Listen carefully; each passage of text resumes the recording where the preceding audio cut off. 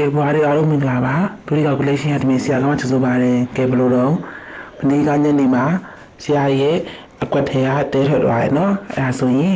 တင်းလာစားလို့လိုက်တဲ့ပေါ်တာတွေတင်းလာနေမှာ100ဘူးအင်္ဂါနေ့မှာမနေ့ကမှ100ဘူးညနေခင်းမှာ200ဘူးအင်္ဂါနေ့မနေ့ကင်း300ဘူးညနေခင်း400ဘူးဟောပေါက်သွားပြီနော်စားတို့မှမြတ်သွားတယ်ကဲ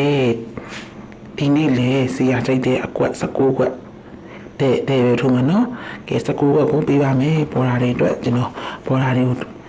ခင်းလို့ကျွန်တော်ပေးမယ်နော်19ကွက်ထဲနော်အဲဒါကိုလေ